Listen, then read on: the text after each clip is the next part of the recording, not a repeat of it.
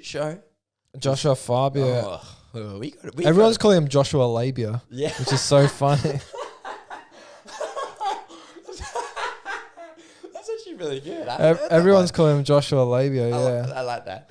Actually, I want to bring up those allegations Yeah, that get Fabia's 'em up. been bringing up. Yeah. But one thing I got to bring up is what you just said, Jack. I don't want to take your line away, but just tell me what you said about Joshua Fabia last week. Oh no, last week because he essentially what he's trying to do is, I think all this publicity is adding to his business, which is the School of Self-Awareness, right? Yeah. And everyone's saying like, oh, it's bringing a lot of. I don't think it's bringing good publicity because the School of Self-Awareness. What are you supposed to learn from someone who's fucking not self-aware at all?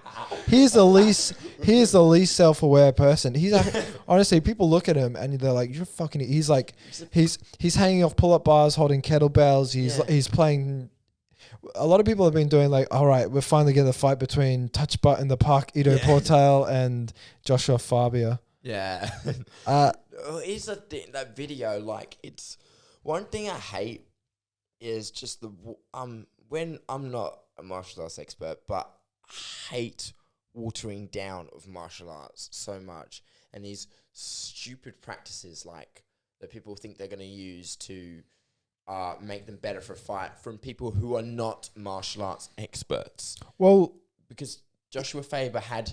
I actually went into a deep dive of this actually because he has no formal MMA experience. I know that he has some form of connection with Chael Sonnen in that they came around up in the same town, and that I think his dad has something to do with wrestling. But the thing with Joshua Fabia is before he had the School of Self-Awareness, he actually had a self-defense kind of thing. It was a fitness. It was like Joshua Fabia fitness or something like that. And it had to do with self-defense and like Krav Maga and things like that. But it wasn't Krav Maga. It was like a Systema Krav Maga. Oh. And the guy that made Systema Krav Maga says, I came from the Israeli forces. Apparently he only spent a very short period of time, maybe like two weeks getting trained in the martial arts service. Okay. So in terms of military aspect, there is no real crossover. When it says, this has been shown to, we've had workshops with military, it's free. Yeah. They can come or they can't come. It's for the public, right? Yeah. In order for you to be a Systema practitioner and a teacher, and be under that band is you need a certain amount of money and you need essentially a weekend to get the course, just like maybe like a CrossFit certification, you need a weekend to know, but like a CrossFit school, that's the same kind of thing. Yeah. There's a loose kind of level of qualification in order to get that certain certification, right? And then on top of the weekend, you need like a baseline of martial art experience. That could be, I did a week of karate, and that's it, right? Now I've actually found the other day Fabia's Twitter. Yeah. And before you bring up on that real quick, one thing I just got to say, I would never believe from an outside perspective that hanging someone upside down and punching them bare knuckle in the face where they have their eyes closed would be any form of a good practice to condition someone. I just think that was not. No, it maybe you occasionally see those boxing gloves to the stomach to condition the core. But you can't really condition a face by punching bare knuckle. Also, it doesn't make sense for you to do that because if you hang upside down, all the blood rushes to your head and then you just smack them in the head. Mm-hmm. Why would you do that? Why would you do that? It doesn't make sense. Anyway. It's just fucking CT personified, to be honest. Fucking hell. Anyway, take it away. And to be honest, Diego doesn't really need any more trauma to the brain because he's already had a lot. He's had a lot of wars in the octagon. Also, he's taken so many DMT trips. Nobody knows what alien language he's speaking about anymore.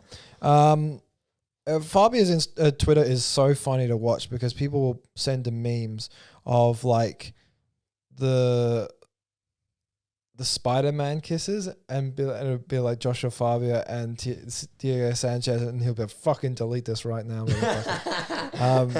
But the thing is, oh no! Yeah, but the funny thing is, The disrespect. This is right. But Disrespect. the funny thing is that Cowboy actually said, and it was kind of confirming some of the allegations, is that they were gay lovers. They were a couple, right? Apparently. I've actually watched a few interviews, and Diego's actually said, "No, we're not gay together, man." And I'm like, okay, well, I'll take it at your word. You're not gay. Yeah. You may have absorbed too many blows, because when you see that training footage, it's horrific to see. He's hanging up underneath, and it is just boom. Even Conor McGregor chimed in. He was just like, fucking smack him in the nose and leave. Yeah. That's fucked. I think Diego. The issue with this stuff with Joshua Fabia is that he asked Fabia to be his head coach. Fabia didn't. It was not the other way around.